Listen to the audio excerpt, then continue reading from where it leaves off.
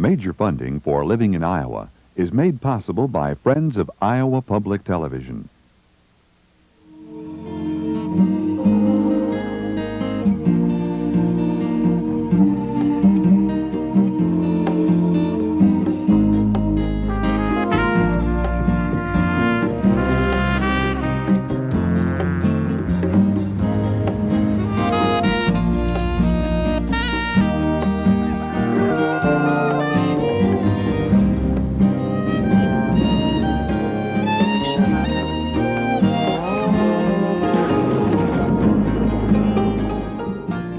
Whether it's interpreted as worldly wisdom or a worn-out appearance, the phrase "been around" always suggests that someone or something has a history.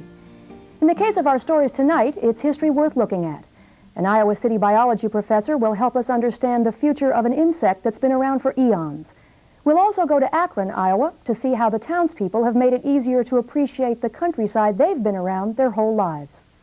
But first, in the comparatively short time that television has been around, there are several series that have earned the public's loyalty.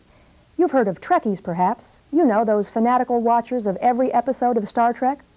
Well, watch out, Trekkies. A more down-to-earth crowd of TV junkies is on the horizon, and their show has been around longer than yours.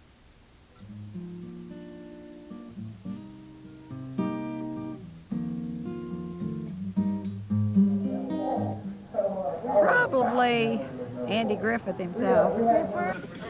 Cider's turned hard. I like Barney.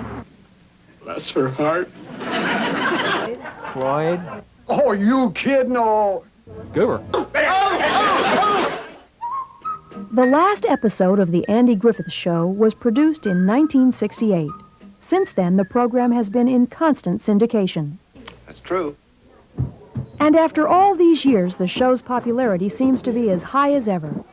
You don't need to look at the Nielsen ratings to prove the point, though. All you need to do is attend one of the many get-togethers of an organization called, are you ready for this? The Andy Griffith Show Rerun Watchers Club.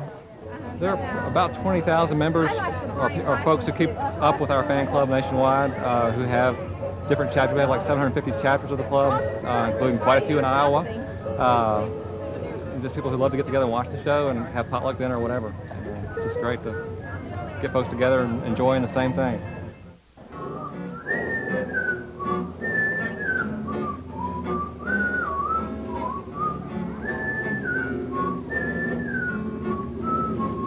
In attendance from Cedar Falls, Iowa, was a chapter of the club called Mrs. Mendelbright's Bulb Snatchers. The name comes from one of Andy's more popular episodes in which Barney Fife has a run-in with his landlady. This is a 75-watt bulb, and the rule is no bulbs over 40 watts. Bulb snatcher! Jack Fellenzer is the president of the Bulb Snatchers and also owns one of the most accurate replicas of the Mayberry squad car in existence. Okay, the car is a 1965 Ford Custom, and it's a replica of the one used in the 6th series of the Andy Griffith Show. I purchased the car locally here and replicated it to look like the squad car that Barney and Andy used to drive. In my search for authenticity, to try to get the car exactly as I thought it would be in 1965, I contacted the Ford dealers in Raleigh, North Carolina to acquire an advertising plaque that I put on my trunk here. This one is from Bostrom Ford in Raleigh, North Carolina, and they were kind enough to send it to me because I figured if Andy bought a Ford in 1965, he probably bought it in Raleigh, North Carolina. Another squad car replica owner, Bob Scheib of rural Bradford, Ohio, has taken his love for the series one or two steps higher. Bob converted one of his farm buildings into a copy of Wally's Service Station, where first Gomer, Hope I don't get car sick. Hope you trade places with Gomer. then his cousin Goober, Sometimes I just don't understand him, do you? held sway. I started out collecting gas pumps and advertising, Coke signs and stuff like that. And I had them hanging on the back porch while my wife wanted all that stuff out in the barn, so I was going to build a gas station or a general store or something. And I was watching an episode of Andy Griffith one day, and I thought, I'm going to build Wally's. That'd be a good place to put that stuff. So that's kind of how I built the gas station. Bob decided that this location would be ideal for a Mayberry get-together. This is the result of that idea, the first annual Mayberry Squad Car Reunion. The event drew more than 1,000 Andy enthusiasts from across America. When the man from out of town comes and he's in a hurry and he has a car breakdown, he stays there and ends up liking it so well that he stays another night. Special for today is a hollowed out tomato. It's the businessman special. A hollowed out tomato with avocado and raisin, a little yellow cookie, and lemon phosphate.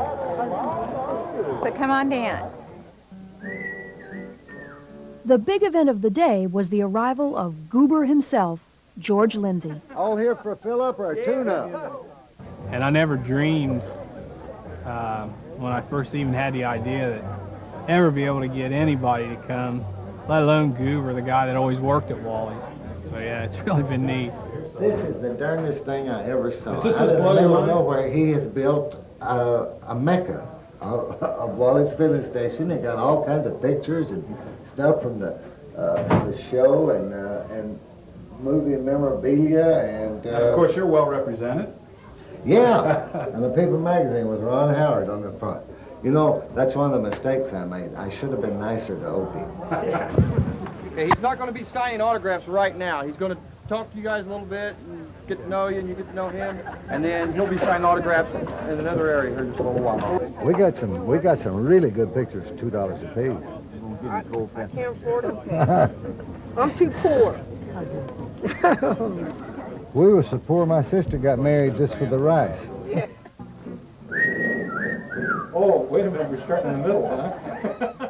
Goober was the only cast member to attend this first reunion, but a close replica of a cast member showed up in the person of David Browning. Oh, it's big.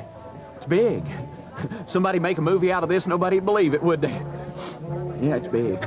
Browning hails from Virginia, where he heads a theater company. All right, let's break it up here. Let's break it up. Let's move along. There's nothing going on around here. A friend of mine was doing some local work and actually contracted the Dillards, or the Darlin Boys, for a bluegrass concert, and was aware that I had been involved in some public performance, and with my appearance and nature, he felt like I might be a pretty good Barney, and put together this uniform and went out, and I was security for the Darlins that night at their bluegrass concert.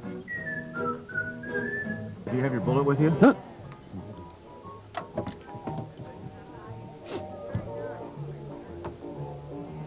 There she is. Shined her up last night. I don't really need it, though. I just make my whole body a weapon. All this, of course, is as much fun as a glass of lemonade on Aunt Bee's porch. But Serena Chen of the University of Northern Iowa sees the club as indicative of television's power to bring people with common interests together. For a long time, TV has been criticized that TV has this antisocial function that really bring people apart. That people don't go out play cards with friends, they don't go out play baseball with friends, they just stay home and watch TV. And basically, the sense of community has been destroyed. By studying the Andy Griffith Show Rerun Watchers Club, I found out that TV can create a sense of community among the audience.